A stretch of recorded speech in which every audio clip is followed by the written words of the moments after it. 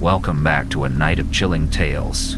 You're gonna want to stick around to the end of this horror story. I was an airline pilot for 30 years, and I have some stories to tell. Story 1. The Island. There's a good reason most of the goings-on in the pointy end of the airplane are so seemingly shrouded in mystery. Firstly, in the rare event that a catastrophic failure occurs, there's usually no upside in letting people know. Yes, your safety may be marginally impacted overall, but, simply put, informing the nice folks in the back we lost one of our hydraulic systems and are just a few faulty valves from being uncontrollable doesn't seem to inspire the calmness we generally aspire to. Secondly, and more apt in this account, it's because sometimes those goings-on are so inexplicable that a prudent pilot may be wiser to pretend nothing happened at all, lest he ends up flying a Prius for Uber. And so, most airmen, not unlike myself until now, and only then because of the anonymity this medium affords, float their way through their careers with a veiled, stifled sense of terror about them. A sense a common man would never notice, but that a fellow aviator knows all too well. It's the sight of cold, darting eyes across an empty horizon, or the single bead of sweat forming on an otherwise unfurrowed brow. It's not abject terror, never. It's the sound of an overly calm announcement from the captain after a spot of turbulence or a cold, calculated nod between crew members, as they both look to one another to affirm they're really seeing whatever that is out there. And a nod is all it will be too, otherwise the discussion might end up on a cockpit voice recorder. This account lifts the veil so carefully placed over these phenomena so that, maybe, we might shed light on what's going on out there. I, for one, would surely like to know. And so, I've just put my feet up in my den after having returned from Hawaii, which was my last trip in this business. And the first duty I've prescribed myself in my newfound retirement is to pour myself a large glass of my favorite brown-colored drink and to spill my proverbial guts out. May 7th, 1982. An emergency diversion to the Azores. For those who aren't aware, the Azores are an archipelago about 800 miles west of Portugal. Throughout aviation's brief history, the islands have proven to be an invaluable fuel stop for aircraft hopping from the States to Europe. As technology progressed and fuel endurance increased, these fuel stops were no longer necessary, as contemporary jet aircraft could offer non-stop flights. In the 80s, any flight stopping over in the Azores was likely because of a fuel emergency that developed en route. In late spring 1982, myself, a first officer, and a captain known only to me then as Captain A. Ham, owing mostly to his considerable size, were flying a Lockheed L-1011 TriStar from Atlanta to Lisbon. The evening prior's weather forecast foretold dense fog the next morning, and unsurprisingly, a thick, stolid blanket floated over the airport as we prepared the TriStar for departure. Captain A. Ham, for his incredible size, proved to be a nimble enough fellow, moving effortlessly through the TriStar's cramped cockpit. His round, bullish shoulders seemed almost to offset his bulbous gut, while both contrasted his sharp, diminutive tone. What I did not know then, being inexperienced, was that Captain A. Ham was the most bid-avoided captain in Atlanta, which, simply put, meant nobody wanted to fly with him. And after the first few minutes of preparations alongside him, I had immediately discovered why. The man was a slob. After no longer than 10 minutes, he had strewn his things across both sides of the cockpit and managed to get mayonnaise from his sandwich all over the radio's controls. Needless to say, I had already resigned myself to 4 days of torment as we climbed through the gray soup and soared northeastward. Much to my relief, after a few hours of flying, and quite a few snacks, the man became pleasant enough. We talked of our families and aspirations, meandering about through the usual getting to know each other. This process is delicate among pilots, and for a young first officer, is not unlike being locked in an elevator with your boss for days at a time. It's a ritual almost, and any crew member wholly uninterested in his crewmate is not long for the profession. Jeff Dunkirk, whom I later came to know Captain A. Ham as, was a second-generation immigrant from Scottish descent. He worked hard, had a family, and had absolutely no desire to end up at the bottom of the ocean due to a fuel leak in the number 1 engine. Unfortunately for us, that was the circumstance we found ourselves in, and even more. We hadn't discovered the leak until it was far too late to turn back toward Atlanta. 11 minutes after I detected the leak, the number 1 engine flamed out, and we began drifting downward toward the icy blue maw below us. "Find me a fix to the Azores," Captain Dunkirk said.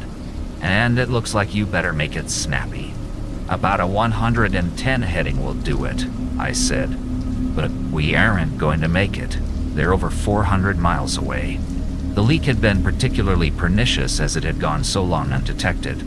Jets can be smart, but all too often they are dumb. Normally, when one engine burns, or in this case leaks, fuel more quickly than the others, fuel is automatically transferred across tanks to balance the aircraft. In our case, the transfer pumps had been running for nearly the entire flight, dutifully balancing our aircraft and pumping our precious fuel overboard. I had realized this shortly after the engine flamed out, and had overridden the automatic cross-flow of fuel, but it was too late. Number 2 and 3 engines flamed out only moments later. Pilots are cool. Not in the New Age Top Gun Hollywood kind of way, but in the methodical, fate-accepting, diligent kind of way. You quickly learn that slow is smooth and smooth is fast.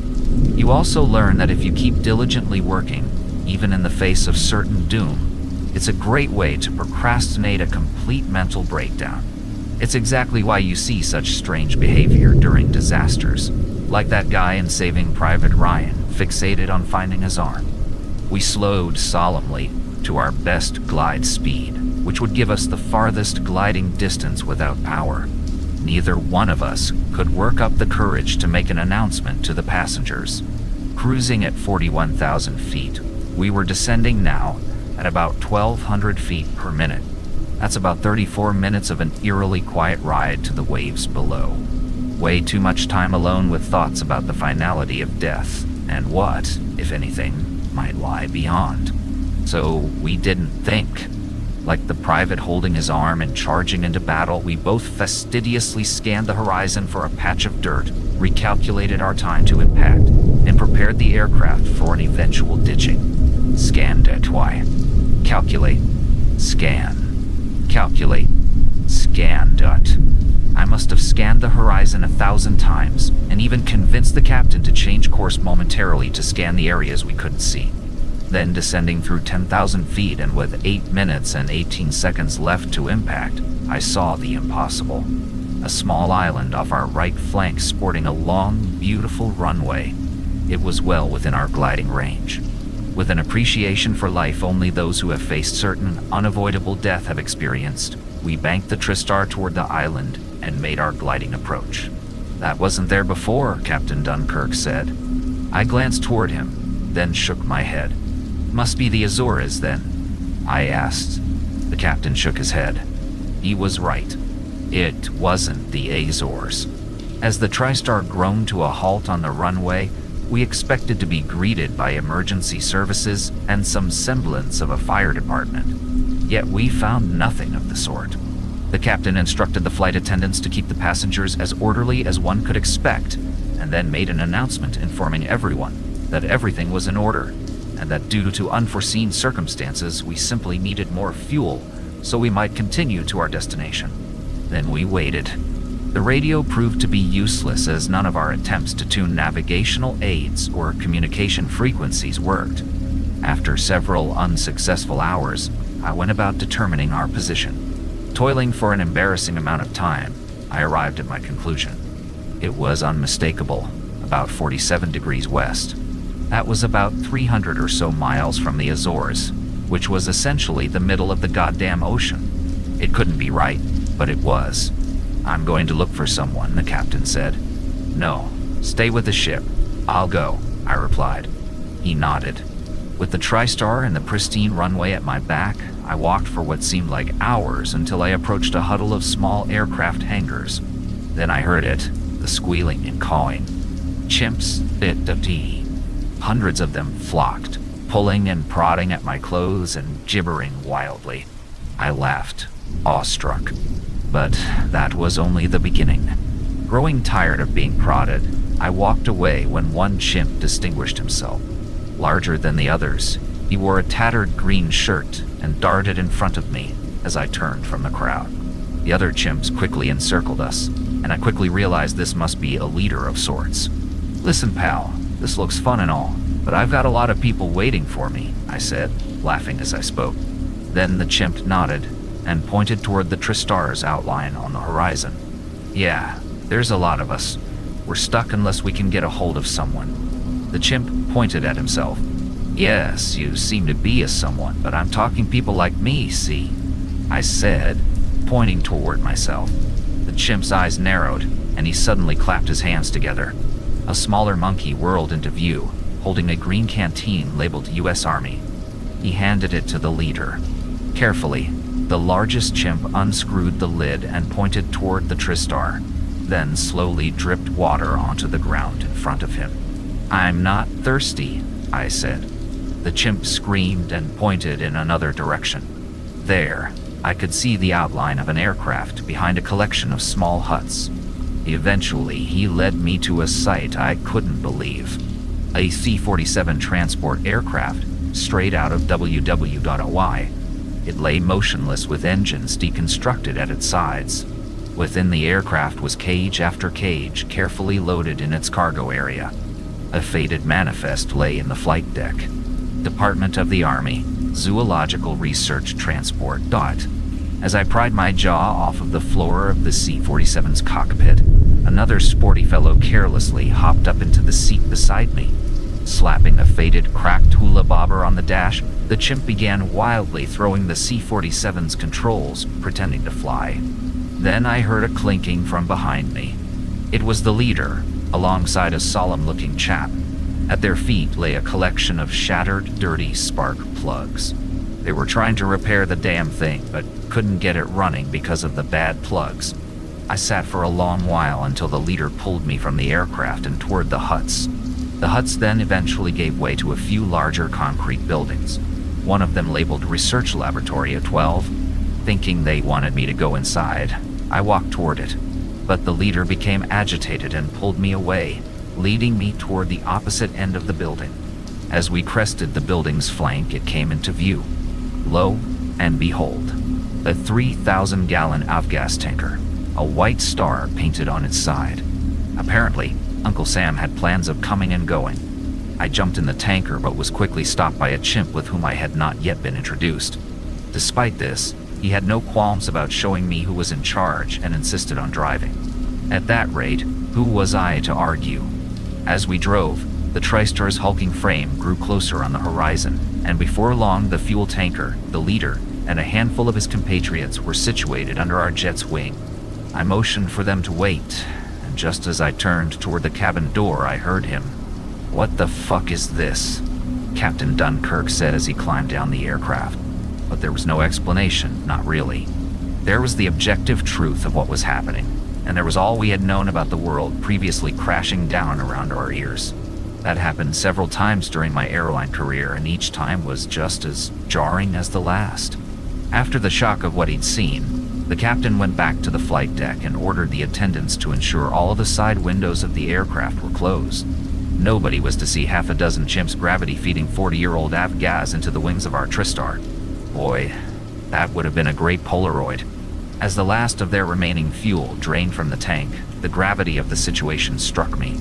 The smaller monkey, who had before shown such delight in manipulating the C-47's controls, had slung his arm over the leader, while the other chimps sulked in the fueler. They had given us the last of their fuel, and despite their defunct spark plugs, until this moment, they had obviously retained some small modicum of hope they might escape this island. I had to pinch myself as my eyes misted over, just to make sure I wasn't dreaming. Moments later, the troop all steadily loaded back into their truck and I turned away, grabbing the first rung of our boarding ladder. Tires screeched behind me as the filer came to an abrupt stop just as it had started off. I looked back to see the leader approaching. He handed me a folded piece of paper. On it was a map.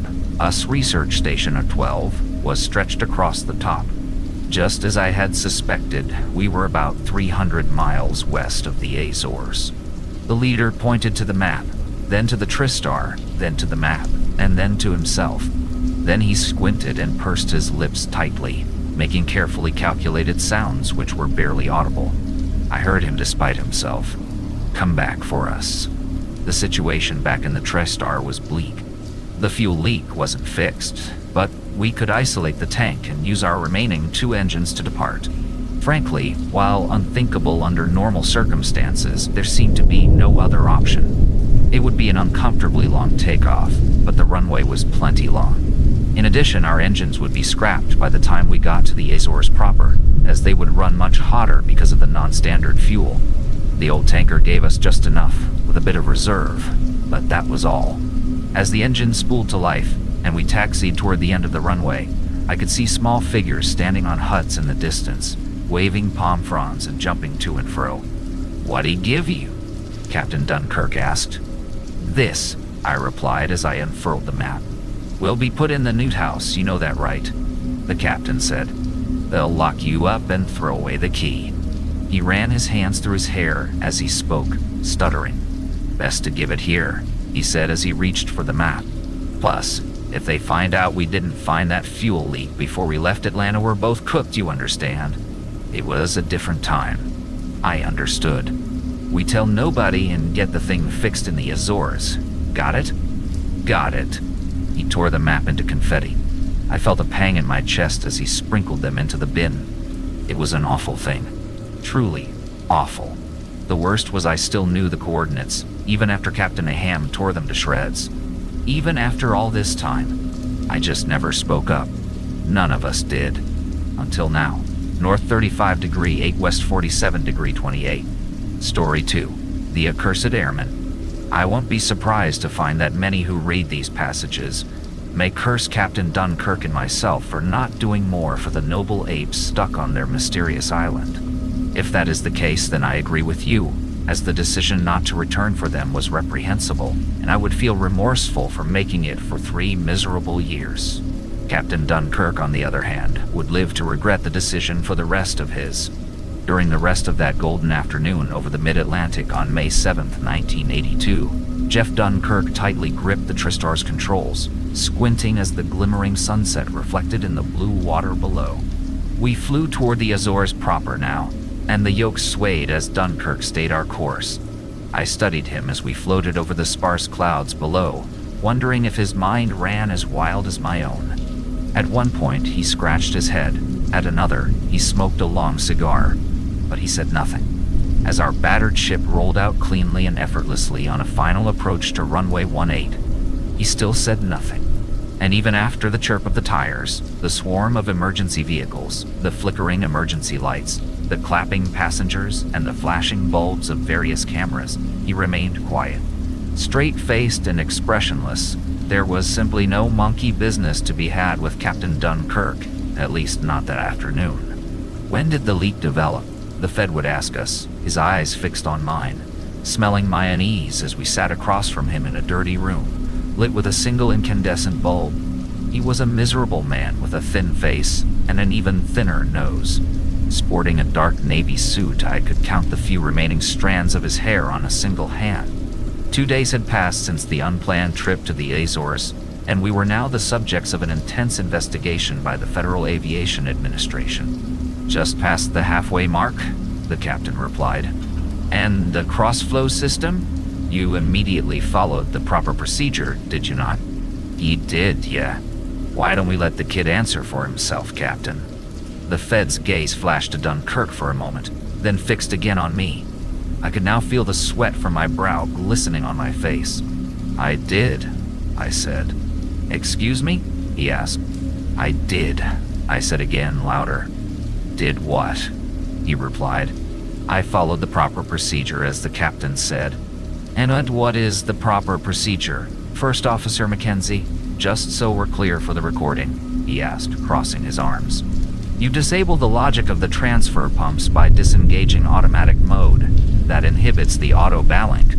"A little closer to the recorder, son," he interrupted. "What?" I asked. "A little closer to the recorder for the folks in Oklahoma City," he repeated. "Right.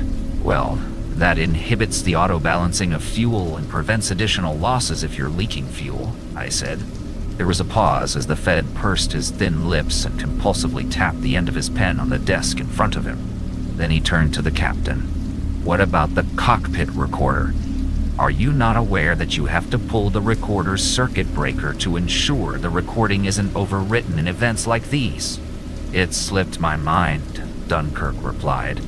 How does that slip your mind? He asked. It's printed right on the checklist. The captain only shrugged. Did loading the proper fuel type in Atlanta also slip your mind? I suppose it must have, he said, rubbing his chin. It's quite a feat to inadvertently take on 2,500 or so gallons of ancient, nearly no good piston gas. Don't you think, Captain? In fact, I'm not even sure where you found something like that. The captain thought for a moment, then lifted his head and winked at me before continuing. Well, maybe you should tell the fuelers in Atlanta to stop monkeying around. As I heard it, I bit down on my lip as hard as I could. I told myself to keep it together, but it was no use, and a chuckle broke through. The Fed heard it and snapped toward me, slapping his hand on the tabletop. Ah! The sound startled me, and a wave of warm anger welled up in my stomach. First Officer Mackenzie, in your experience, does Captain Dunkirk frequently have lapses in memory or judgment? Does he often seem confused and disoriented? I looked at Jeff, whose hand now covered a smile. Are you asking if I think the captain ever acts appish? I asked. He doesn't. The captain snorted, and the Fed simply ignored what was going on. Do you believe that his fitness for flight should be reevaluated by a flight doctor in light of these apparent lapses in judgment? The Fed asked. I don't, I replied. Are you both aware that perjury in an ongoing incident investigation is not only bounds for permanent certificate revocation, but also potentially criminal charges? We both nodded, and we would continue to nod and nod, then nod some more, until the Fed had had his fill of poking and prodding us. A few days later, we would be released for duty. Without the evidence from the cockpit recordings, no witnesses and no radar data, the FAA had nothing but our word. That being as worthless then as it is now, the lack of evidence forced them to drop the investigation altogether. So we moved on. For all his faults, I trusted Captain A. Montero. Personally, I agreed that we should keep quiet. Had we tried to explain to anyone what we'd seen, they likely would have called us insane. And even if, by some off chance, they believed us, they'd never find the island anyway. Yes, better to stay silent. That way we could keep our jobs, our families, and our credibility. Or so we thought. Despite our attempts at pretending the events along the 47th meridian never occurred, our lives had since inarguably changed for the worse. Like an orbit forever shifted by a rogue astronomical force, things were now off kilter. In retrospect, the change may have been the byproduct of cognitive dissonance, being otherwise trustworthy people with a secret to keep, or perhaps it was the work of an omniscient force hell-bent on balancing karma. I cannot say. What I can say, however, was that I would later experience firsthand what I believe killed Captain Dunkirk. A few months after Jeff and I parted ways, he phoned me in the middle of the night, hysterical, weeping over the phone while sitting in a dingy hotel room in Cali, Colombia. He explained that his life was falling apart. His son, who had since developed leukemia, had just passed away, and within the same week, his wife had been unfaithful. Unfortunately, that wasn't the worst thing happening to Jeff Dunkirk. It started with the dreams, he told me, that had now progressed into full-blown delusions. Things he couldn't explain were happening at a rate he couldn't manage. The apes we met were one thing, and no doubt, they required him to reassess his view of the world. But now, there was more all the time. It was taking its toll. UFOs over the Pacific, and calls in the middle of the night with nothing but long, steady breaths. Madness and paranoia. The man was losing it and was inching ever closer to the void's edge. Not knowing then the little I do now, I could not console him. That being said, even had I found the words, I doubt I could have stopped what happened next.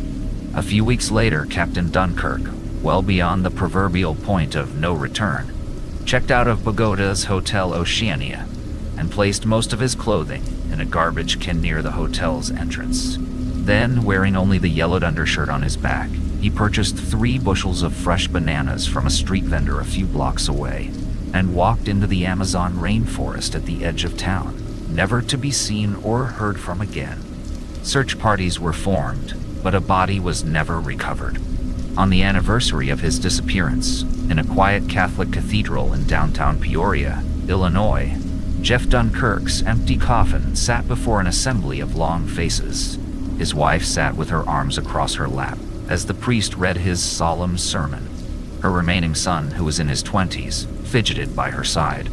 It had been the second funeral the two had attended that year. As the day progressed, prayers were said, hugs were given, and condolences made. The group then huddled around a hole on that sunny afternoon and proceeded to see that the coffin was properly buried. As again, Captain Dunkirk's body was never found. His golden aviator wings, captain's hat, and a few of his prized possessions were the only things contained within it. Among them was a model P-38 Lightning built for him by his father, who flew one in WZUA, inspiring him to fly. Another was a book, The Phantom Toll Booth. Next to the book, resting softly in its protective case on top of the captain's leather flight jacket, was a 1952 Topps Mickey Mantle baseball card. My ears perked up when Martha, the captain's wife, mentioned the card on the phone, as it was worth a fortune even then. Having been the only party aware of that fact, and had I been there myself, I would have likely needed time alone at the site, just to pay my respects to a fellow aviator. I'm sure you understand. Unfortunately, I could not attend the captain's funeral, as my life, shortly after the captain's disappearance, fell apart as well. My own nightmares started only a small while after the captain had called. The first I can recall started with a normal day at home. I had been out in the yard tending to my garden until my wife called me in for dinner. I remember feeling excited as I gazed down at a beautifully glazed chicken. As we sat down together in our dining room, everything was normal and the conversation unremarkable. However, about halfway through my meal, I choked. Grasping wildly at my throat, I tried reaching out for my wife, but she only stared at me, blankly. My vision tunneled and panic took hold. I stood and ran to her for help, but as I did, she ran from me. Things went on like this as I chased her through the halls of our home until I finally could go no further, collapsing in the bedroom. As my vision faded completely, I recalled seeing my own reflection in the bedroom mirror, which was unusual for a dream. Attempting to drink in the last of my vision before my apparent death, my stomach turned circles. Staring back in the mirror were 2 round brown eyes, a pair of large ears, and a flat, flared nose. Other dreams soon followed, not all of which featured primates. In one, I was a garbage man, dutifully collecting the cans on my street. House after house, I would grab the bin, then place the lip over the rear of the truck. This way I could simply lift from the bottom, and the contents would spill into the compactor. Approaching the last house on the street, I walked across the drive and tugged on the green plastic can. It wouldn't budge. With both hands, I finally heaved it to the truck and, harnessing all of my strength, tipped the thing over. As I did, something heavy tumbled into the compactor, and I looked, curious what it might be. Staring wildly with both eyes and mouth wide open, I saw myself. As I reached out, screaming for help, the teeth of the compactor then did what they do best: compact. Needless to say, I was troubled by the rise in the frequency of my nightmares. I had always had them, but none had ever been so intense or recurring. Chalking it up to the loss of a friend, perhaps, I kept myself busy by taking on more flying. I would clear my mind by soaring above the clouds and conquering the skies, just as I'd done in the past. On December 5th, 1982, I intended to have a normal day at work. In fact, I was particularly excited, as I had been lucky enough to bid for a flight from Atlanta to St. Thomas. With a little over 2 hours en route, our crew then had 30 hours free from duty in the British Virgin Islands. It was quite the score, and because we would only fly those 2 hours, the company would pay us the minimum daily rate, 4.5 hours of credit. It was money for nothing, and the hotel for free. It would also be a stepping stone for me, as it would be the first international route I would fly since May the 7th. Since then, I had refused to fly over water entirely. And not only that, but refused to get anywhere near 47 degrees of west longitude. Captain Myers and I had flown together in the past.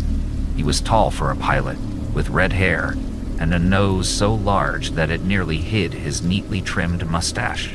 He was quiet, but not shy. And most importantly, he was likely the most intelligent and observant pilot I ever met.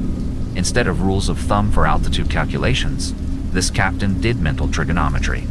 Instead of asking for a fix to the nearest airport in the event of an emergency, he simply consulted the underside of his tie, on which he had cleverly written the navigational frequencies of his most commonly used beacons.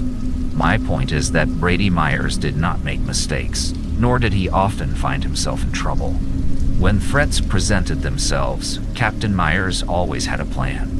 However, what he didn't know was that his first officer had somehow become a lightning rod for the odd and out of place. I had been at the controls, monitoring our progress as the autopilot worked its magic, homing directly towards St. Thomas. Thick blankets of cloud encased us from all sides. Myers was at the radios, effortlessly plotting our course, time en route, estimated fuel remaining, and surely a few other things, while also whizzing through his Sudoku book. "What are you showing on time to go?" I asked him. "An hour and 7, he replied without looking up. "Want to put the coals to her? Maybe save a few minutes?" The captain laid down his pen and glanced up at me, smirking. "Keep her steady, Mackenzie. Your margarita isn't going anywhere." "Yes, sir," I replied. I was now eager to get off the water, and thoughts of fuel leaks plagued my mind. Every few minutes I obsessed over our remaining fuel. Had I not been watching those levels so closely, I would have perhaps noticed our compasses spin, and our directional gyros backing them up drift off course. A few moments later, there was a triple chime, which meant the autopilot had disconnected because of a malfunction. "The course is gone," Myers said seconds later. "We've lost our navigation. Let's tune a fix then." "We'll just home from the beacon," I said. Myers flipped his tie and quickly scanned the frequencies for a nearby station. Identifying a suitable station, he fiddled with the knobs on the Tristar's radios and carefully watched the indicator on our instruments responsible for conveying signal acquisition. A few moments later, he huffed and tried another, then another, but to no avail. "Ask the Miami controller for a radar vector and tell them we've lost navigation ability. I can't get this working," he finally said. I cued my mic and transmitted our last known position along with our request for assistance, but there was no reply, only static. At this, Myers laid down his book and sat up straight in his chair. "Try again," he said. And I did, but again, there was nothing. We sat in silence for a few minutes, only staring at the gray soup dancing across our windscreen and listening to the roar of the airstream pass by. "I hate to say this, but I'm not sure what to do," he said. "We can't see through the clouds, we can't navigate, and we can't communicate. What if we try to break out?" I asked. "Break out?" he echoed back. "I mean to say, we should descend into visual conditions between the ceiling and the deck, so we can make our way by landmarks. And what if the clouds extend to the water? What then?" he asked. "We'll just ease her down slowly. Our altimeters should still be true. So if we get below 50 feet and haven't broken out, we'll try something else," I said, not sure what something else might be. And so, with the care of a surgeon working on a human heart, I let the Tristar's nose sink below the horizon. The altimeter unwound steadily. As we watched, Captain Meyer counted off our height. "That's 10,000, he said. Then a while later, 5,000. The hands of the altimeter were a clock in reverse, and I thought of Captain Dunkirk and the trip to Ape Island as the sound of Captain Meyer's calls lulled me into a daze in the dark cockpit. We should have saved them. Then maybe Dunkirk would be allied guy. 1,000, Mackenzie. Ease her down now. We're close. My eyes snapped back to the windscreen, straining to see something. Anything. 500 now. 400. There's 300 feet. At 230 feet, in less than a second, rays of sunlight burst through my side window, revealing the whitecaps on the ocean below. I looked to Meyer, who now pried his face from the window. Then he sat back in his chair and crossed his arms. "Well, I can't say I've ever cruised this low," he said. "We flew like that for an hour, intensely looking for a landmark. Our direction was arbitrary as we had no navigation, and I looked to the sun for some direction. Attempting to fly northwest back to land, I put the setting sun just in front of my port wing. As we cruised along, Meyer fretted about our fuel, whereas I tried not to panic about it. We were running low now, due to the altitude. Meyer's pen danced across his scratch paper before he gave me the news. In an hour and a half, we would be gliding down. This time, there would be no island to save us. We should be closer in now, the captain said. Try to hail someone. Miami Center, this is Flight 237. How do you read? There was static. I tried again, then again, until finally, an eternity later, something. Flight 237, Miami Center. How do you read? Coming in broken and barely readable, Miami, but we have you, I replied. You've just popped up on the radar, the controller said. Are you out there 200 feet off the water? What the hell are you doing? Captain Meyer cued his mic. Total navigation failure, Miami. We need guidance back in, the captain said. All right, well, I show you flying east now. It looks like if you do a U-turn, you'll head right for Miami. I looked toward the captain, who now furrowed his brow while glancing over his shoulder and out his side window. A moment later, he turned. How can we be headed east? He asked. The sun is setting and it's about 45 degrees off our left side. We're going west or northwest. I nodded, not sure what to say. The captain cued his mic. Are you sure about that heading Miami? You must be confused, he said. Yeah, y'all are still flying away from me. No doubt about it, they replied. Listen to the man, I guess, Captain Meyer shrugged. Not feeling much like arguing the matter, I smoothly entered a left bank and brought the Tristar's nose sharply around. At 30 degrees of bank, while traveling 250 nautical miles per hour, it takes about a minute to turn 180 degrees. Without a working compass, my only option was to count off the seconds on my watch. That should be about 180, I said. The sun is behind us. This makes no sense. The radio interrupted the captain. I show you tracking toward Miami. Flight 237, keep it up, the controller said. The captain was right. It didn't make sense, but radar doesn't lie, not as our compasses had. Continuing on this new heading, our compasses spun and whirred, and the ocean swelled below us. Captain Meyer informed the passengers we'd be diverting to Miami, and he went back to calculating our fuel. It would be close, but if the position Miami gave was correct, we'd just make Florida. Flying this low was refreshing, something I hadn't done since my early days in a Cessna, and had almost been lulled me into a false sense of security when I saw the Avengers.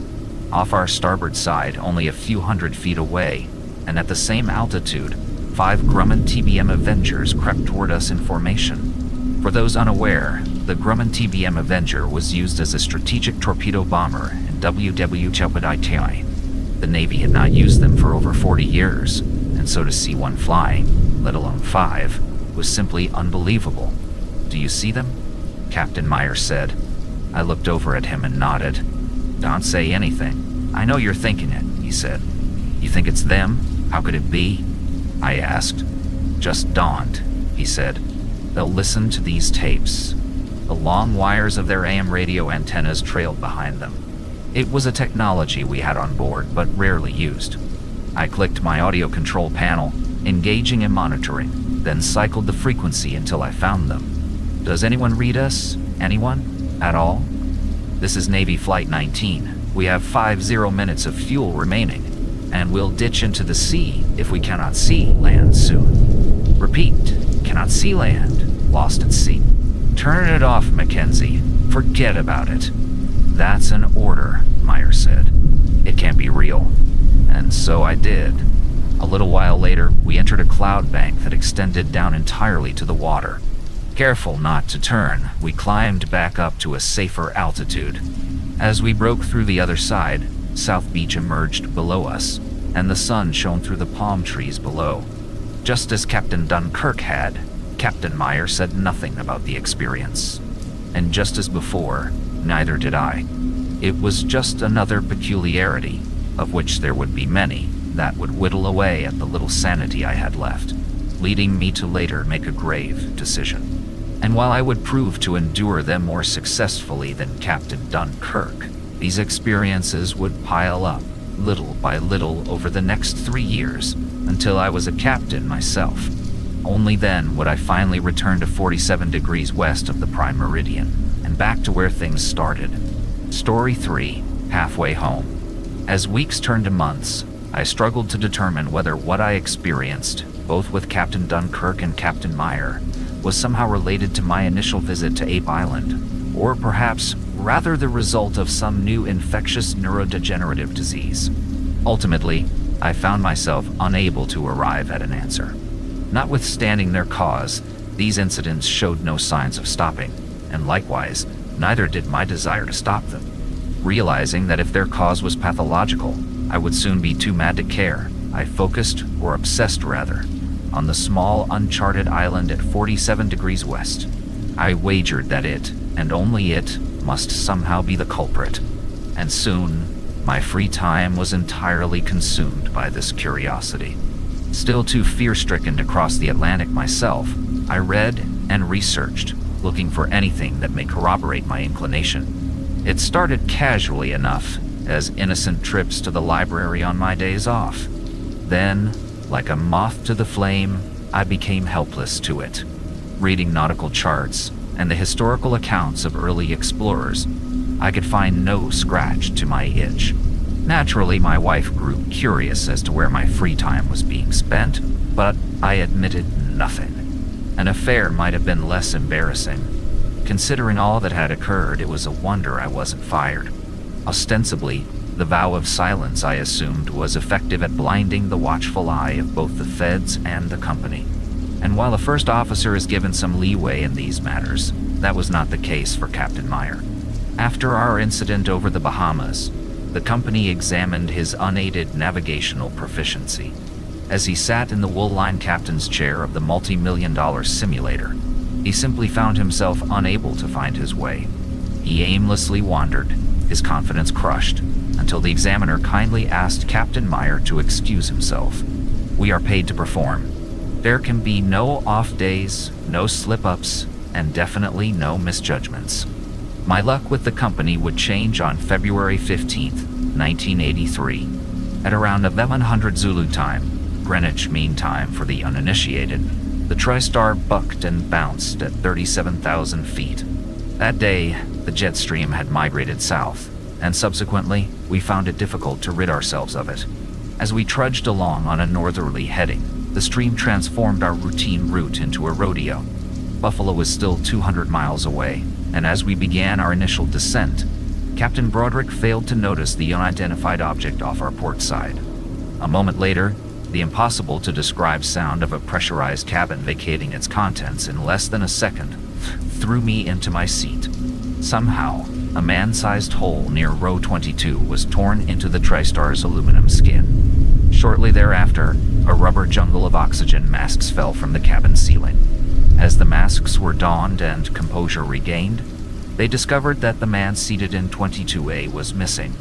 The seatbelt sign had been on, but unfortunately, Jacob Peterson, who was headed to Buffalo to visit friends, thought simple instructions were for school children. Naturally and correctly, in this case, everyone assumed the worst. He had in fact been sucked from his seat in the rapid depressurization. Days later, they formed search parties, combing through much of rural Pennsylvania and West Virginia. Even algorithms were used to plot his probable trajectory, but to no avail. Jacob Peterson, incredibly, could not be found. Not until engine hash 1 was disassembled during a routine maintenance inspection were the hair and bone fragments discovered. The logbook entry, written by the Chief Inspector of Maintenance, simply read, "Biological matter discovered in turbine section, hash 3, after removal. Operational check good, cleared for continued service. Employee 8,239. And so, after 3 emergencies in a little over 6 months, the company took notice. They removed me from service and subjected me to the same treatment that had befallen Captain Meyer. In my case, I had somehow retained my wits enough to fool them. It was a mere coincidence I had been involved in so many incidents. Surely, lightning wouldn't strike a fourth time. Much to my surprise, after paying my dues for 3 long years and always ensuring, at the minimum, the greasy side of the airplane remained down while the shiny side stayed up, I was promoted to captain. My pay increased quite handsomely, and I finally felt as though my career was properly sorted. Unfortunately, for those under my command, I was not truly a captain. It was a position that had been awarded to me not by some supreme display of operational efficacy, but because of seniority. In the airlines, pilots are not promoted based on merit, but instead ascend the ranks based on time served. And so I faked it until I made it, much to the chagrin of my subordinates. Throughout my career, I have tried, quite intensely, I might add, to earn my rank. Whether I accomplish this or not is a matter of debate. One that, again, I'll leave up to you. What I've learned since then is that a good captain is more than the tyrant they are typically portrayed as in films. Instead, a good captain toes the line between agreeable and disagreeable, and unfortunately, may often find themselves on the former side of that line. Nevertheless, a proper captain knows maintaining the morale of his crewmates is not only his ethical responsibility but a matter of operational necessity. A downtrodden, defeated first officer loses the ability to think critically, quickly, and accurately. Similarly, and often overlooked, the neglected flight attendant has an odd knack for filling your day with a myriad of headaches, not all of which are related to the job. Tenderness and empathy are essential to good leadership, however, in spite of their value. God help the captain not able to unequivocally enforce his commands, should the need arise. That is the heart of the matter, and rightfully so, as the role of captain has survived for centuries. This is because no other organizational structure seems to work on a ship. Democracy doesn't work well when a flipped switch and a few knobs, moved in a particular way at a particular time, are the difference between life and death. Sometimes there is no time for discussion, only action. And so, this odd balancing act between a caring father and an impenitent master is one all leaders must play. Whole books have been written on the matter, and if you find yourself in a position of power, I suggest you read one. You might spare yourself the countless headaches I had to endure at the hands of my inadequacy. Shortly after assuming my captaincy, I could no longer avoid the Atlantic. Trips are awarded based on seniority, and being a relatively junior captain, I was forced to cross the pond. Yeah, my favorite adage from my career, and a great encapsulation of the professional pilot's mindset, is that there are old pilots and there are bold pilots. But there are no old, bold pilots. That phrase was particularly true, and particularly disregarded, in the summer of 1985 as I stared blankly toward the scene unfolding before my eyes. Thick plumes of shadowy clouds jutted up from the horizon, intermixed with electrical tendrils darting through the gaps between them. The Tristar, which I had now formed a particular affinity for despite its shortcomings, which were numerous, flew steadily. Undaunted by the horrors of Mother Nature, and a symbol of mankind's supreme dominance over the elements, she sliced through the air effortlessly. The careless nature of her speed begged the question, is that all you've got? And yes, at 80% the speed of sound and 6 miles above the earth, that's all there was. There was that, and there was First Officer Nightingale, this storm over the ocean, and an incredible decision yet unmade. We could turn a few degrees south, Nightingale suggested. We could, I replied. Or we could go north, through that pocket there.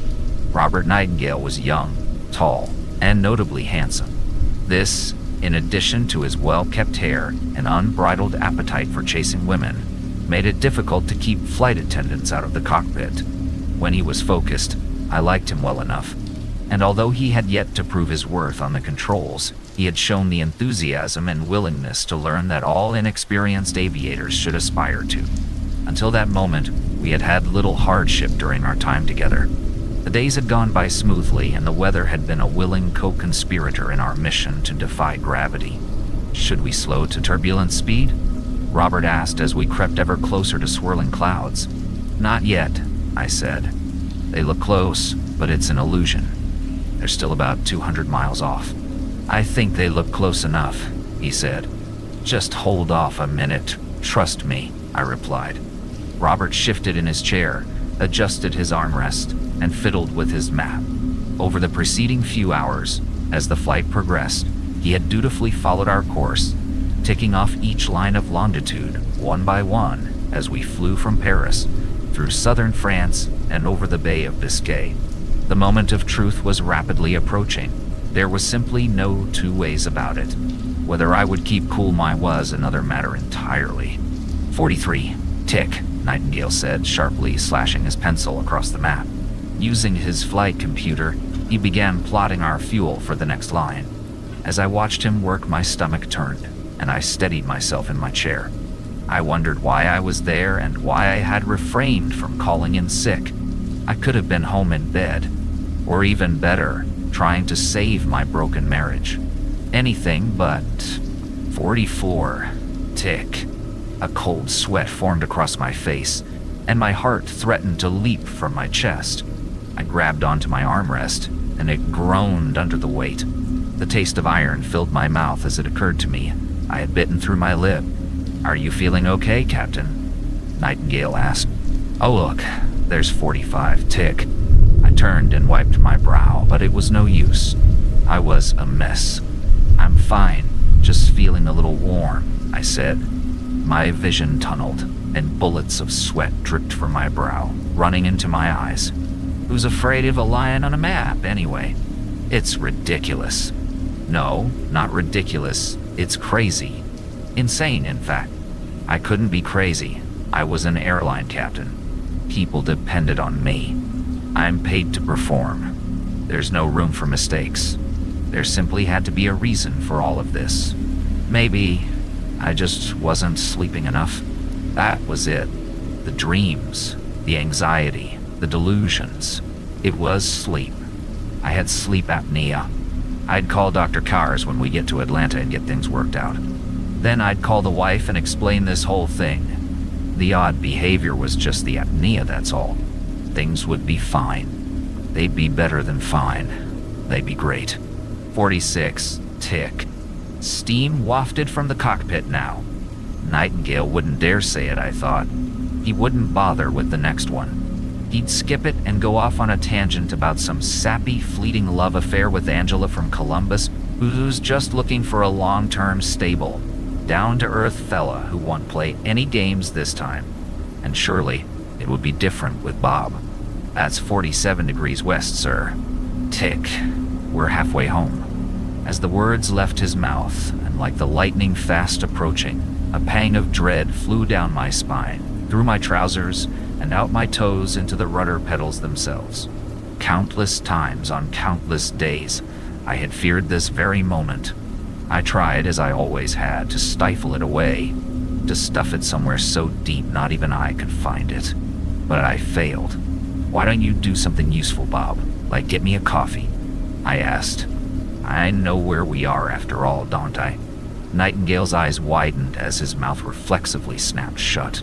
Don't you look at me like that, kid. You've been ticking away at that thing long enough if you ask me. And one more thing, if you don't stop beating the brakes up every goddamn time, yo. Is everything all right in here? Suzanne, our flight attendant asked, sticking her head through the pale yellow curtain and winking at Nightingale. Robert glanced at Susan, then back at me. I only blinked as the rivulets of sweat burned in my eyes. Straightening his tie and standing, he paused and spoke softly under his breath before making his way toward the aft galley. It's fine, he muttered, biting his cheek. Captain hasn't had his coffee, that's all. And how could he have known what was really to blame? I couldn't tell him, that much I knew. Captain Dunkirk's echoing voice made sure of that. They'll put you in the nut house and throw away the key. Tell nobody, got it? I trusted Captain Dunkirk was right. If I finally came clean, I would be ostracized. What's more, I'd be throwing away the years of hard work it took to occupy this seat. I was a captain. Finally. No, actually, Staying quiet made perfectly reasonable sense. Perfectly reasonable. But then why couldn't I shake this obsession? Why couldn't I shake the sight of those solemn apes on that damn island? The sight of that sullen chap with his arm around the leader's shoulder, and the other cheerfully throwing the C-47's controls. Now they were starving, malnourished. Maybe they were dead. The memories flashed through my mind, looping faster and faster, then faster still. Finally, as it occurred to me I couldn't bear it a minute longer, the words streaked across my radar screen. Come back for us. A pause, and then a thought, or maybe a feeling, or perhaps something different altogether. In any case, it was so foolish surely I would be the only pilot in history dumb enough to think it. The thing was, I couldn't simply fly down and look around, as Robert would surely protest, considering we were over the Atlantic. He would also, no doubt, point out that in the unlikely event of a latent failure, we were fully capable of limping to land on 1 or 2 engines. And if that were the case, he would be correct. That being said, had I pretended to lose my engines by simply shutting them down, Robert's quick wit would no doubt relight them in record time, and unfortunately, for what I had in mind, that wouldn't do. After all, there's only one way to find Ape Island in my experience. Glide there. There are a few controls in the cockpits of modern airliners that have irreversible repercussions. In the event of their use, they may, for example, permanently disable certain functions or systems. Additionally, these controls are typically guarded, which means a protective shield must be moved aside before they can be used, preventing a wayward hand from inadvertently enabling them. Naturally, due to the grave circumstances of their function, if they are to be used, they must first be confirmed verbally by both crew members. This is reasonable as there is simply no undoing them. So, keeping that in mind, when I reached up in First Officer Nightingale's absence and pulled the lever labeled emergency engine fire hash, a few terrible things subsequently occurred. First, the hydraulic shutoff valve closed, rendering hydraulic system hash 1 inoperative. Then, nanoseconds later, the fuel valves were closed, and likewise, AC electrical bus hash 1 went offline as the integrated drive generator, or EG, was sheared away from the engine's accessory gearbox. The bleed air system, providing precious pressurization to the main cabin from the engine's compressor, was then closed off, and for good measure. If it hadn't been, the 20 pounds of halon I discharged into that same engine would no doubt be ventilated into the cabin, choking the friendly folks of Flight 402 to death. What's more, is that even this catastrophic chain of events would still not be enough to force the mighty Tristar from the sky, because as I've stated, we had 2 more engines, and so 2 more hydraulic systems, 2 more fuel pumps, 2 more generators, and 2 more bleed air systems were then shut off. As emergency engine fire lever hash 3 fell from my grasp and aligned itself with numbers 1 and 2, the airplane froze, then shivered, then clunked. The ram air turbine, which is just a fancy name for a small windmill, had deployed as the TriStar gasped and coughed, clinging to life. It provided emergency power generation in the event of a total power loss. It also, luckily for me, powered a backup hydraulic pump, allowing me to glide smoothly, safely, and gleefully toward an island nobody, not even Nightingale with his carefully kept map, could have known about. I tell you all of this, not because I think you may be particularly interested in the specifics of modern airliner operations, but because I believe a captain must know his ship both inside and out. And it stands to reason, if you are to judge me as one, know I knew what I was doing, at least a little. "Captain, did you hear that? Is everything all right?" Nightingale asked, handing me a small paper cup of coffee. "Take a seat, son. We've lost the engines," I said. Nightingale's face contorted as he slid into his chair.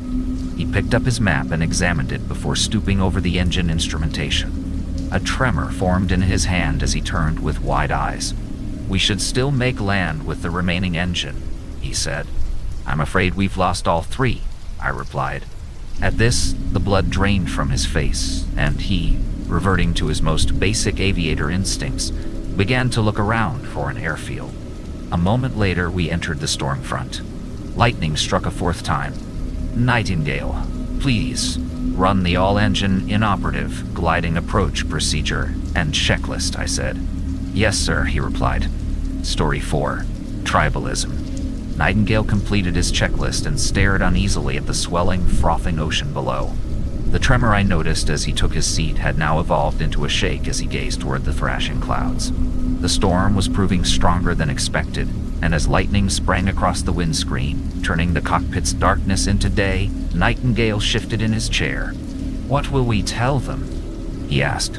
I paused at this, not sure how to present my unshakable confidence we would find Ape Island. "Don't overthink things, Bob. Collect yourself and let the folks know we're making an unscheduled stop to handle a maintenance issue. Keep it simple and, more importantly, keep it brief." First Officer Nightingale made the announcement. It was clear he had tried his damnedest to hide the panic in his voice, but it was no use. The man was staring death in the face. It was endearing, truly. He handled it with the grace of a soldier, dutifully performing in the face of insurmountable odds. As he spoke, I slowed the Tristar to turbulent speed, careful not to take on too many G-forces as we plummeted through the towering cumulus clouds. The aluminum groaned, creaked, and wailed, while spilled coffee from the galley seeped between our seats. Then the cabin descended into chaos as Robert finished, and our flight attendants, blissfully unaware of the seriousness of our situation, began acting more as riot police than stewardesses. "How are you so calm?" Nightingale asked. "You look almost as though you're enjoying this." An inexplicable smirk had crept across my face. Not that I was enjoying our predicament, no. It was that I had finally acted in unison with my moral compass, and despite the grave circumstances I had forced upon us, it felt as though it was the right thing to do. We have 2 rafts, with a full boat in this weather. We won't have days on the water, we'll have hours. That's assuming we ditch proper and don't break up on impact, Nightingale said. "We won't need rafts," I replied. "To hell we won't," he said. "There isn't a speck of land for hundreds of miles." He planted his face squarely against his side window, watching the gray water below that now reached up and threatened to swallow us whole. "We're toast, Mackenzie. Shark bait. Fish food, damn it. Don't you understand? Wipe that smile off your fac." A clap of thunder silenced Robert's belly aching, and another flash of lightning left us both seeing stars. Blinking, I turned toward Robert. "There's an island, kid." He turned from the window and looked me up and down. "You've lost it. There's nothing here. We're in the middle of the Atla. Listen, damn it. There's an island. I've been there, and that's where we're headed. Now, get a hold of yourself and help me," I said. The windmill, which now powered our backup systems, whined so loudly I could hear it over the rain. That was surprising, as at speed, rain in a jet sounds like flying through marbles. If the ram air turbine failed now, death would be unavoidable, as the plane would then be no longer an aircraft, only a lawn dart. I tried not to think of that as I squinted through the torrents of water, searching for a patch of dirt below. Our altimeter, just as it had done in the Caribbean, unwound steadily, an incessant reminder of time's betrayal. "If you keep staring at it like that, you'll lose it," I said as flashes of lightning highlighted Robert's silhouette. "Just keep your eyes peeled. We must be close." As we crossed through 15,000 feet, I surmised we had only 12 minutes of altitude remaining. In only 12 minutes, this would be over for better or worse. Whether I would single-handedly murder 240 people was the variable at hand. And now, seeing only ocean from their side windows, and despite First Officer Nightingale's careful diction, the passengers keenly knew of the situation's gravity. Their wails and sobs filled the Tristar's cabin, and the flight attendants periodically stuck their heads through the forward curtain, desperately searching for a sight that would ease their worried minds. For a long time, too long, in fact, there was nothing but water, and just as my own hands trembled with fear, Nightingale spotted it. Barely visible in the storm, the island emerged just below us, off our right flank. Immediately, I turned toward it, aligning the TriStar with the runway. "Our runway?" Robert asked. "Our runway," I replied. Nightingale sat back in his seat and put his hand to his head, wiping the sweat from his brow. Our runway, he murmured to himself. The problem with dead stick landings, which was a term coined by early aviators who were forced to stare past their seized wooden propellers when early engines malfunctioned. Obviously, we can't power up and give it another try, and so the management of the aircraft's energy must be carefully considered so the airplane settles to the ground at exactly the desired point on the runway. This is a delicate maneuver, and it can be greatly complicated by weather conditions such as rapidly shifting winds and heavy turbulence. Unfortunately, as I'm sure you know, these are precisely the condition associated with severe thunderstorms.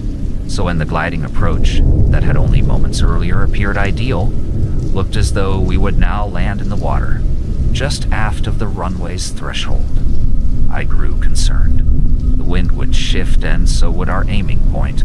In one moment, the approach would be too short, then a moment later, too long, only to shift back again to its original position. It was a problem for which I had no good answer, only a steady hand and an iron focus.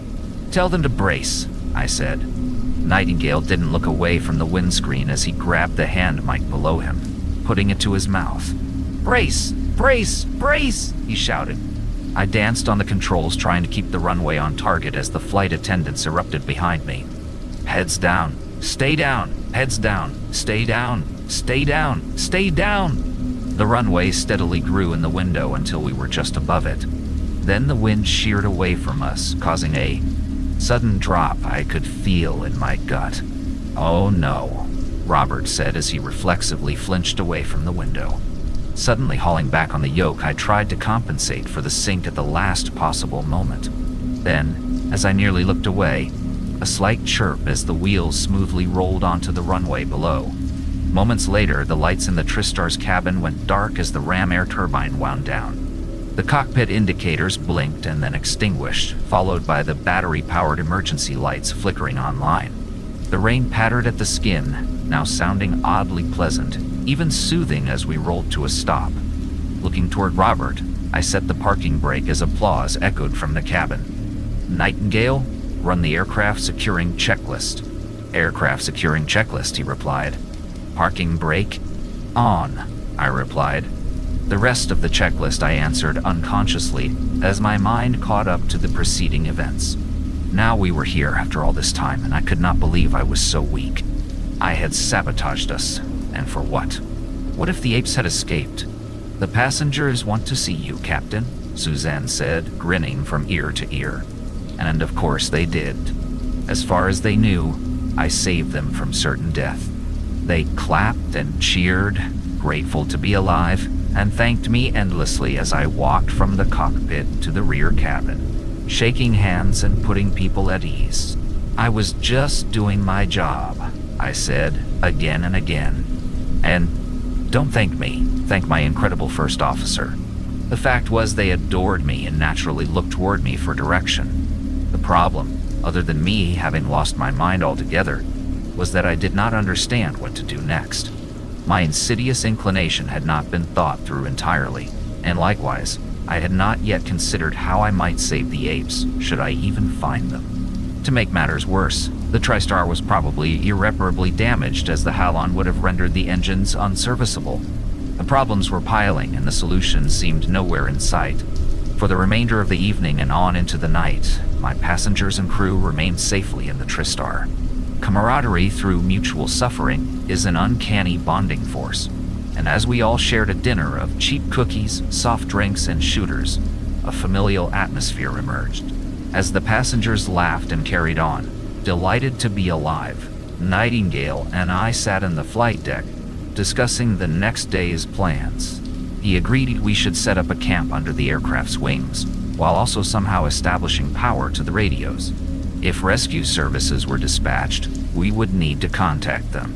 Curiously, while we discussed these matters, Nightingale sat with one leg against the TriStar's dash and kept his eyes fixed upon the island. He avoided eye contact altogether and spoke only the absolute minimum required of him to carry the conversation. As we solidified the plans, we discussed foraging for food and debated how long our in-flight snacks might hold out. We agreed that if the passengers were to go without food for any significant amount of time, the veil of civility might be lifted, and savagery may follow. We agreed that this must be avoided at all costs, and the collection of fresh water and food must be our primary goal. Just after midnight, Nightingale's soft snoring permeated the dark cockpit. With the side windows open, a soft breeze wafted through the flight deck. This, along with the soothing sound of ocean waves, soon threatened to send me to sleep. But I could not go.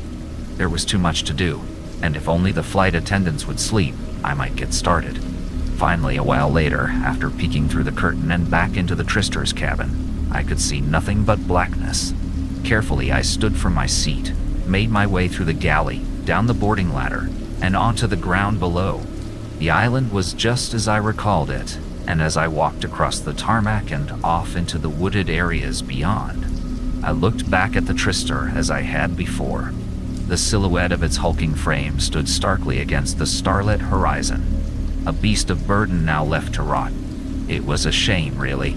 Walking through the moonlight, I soon came upon the hangars. Beyond them, I expected at any moment to stumble upon the chimps.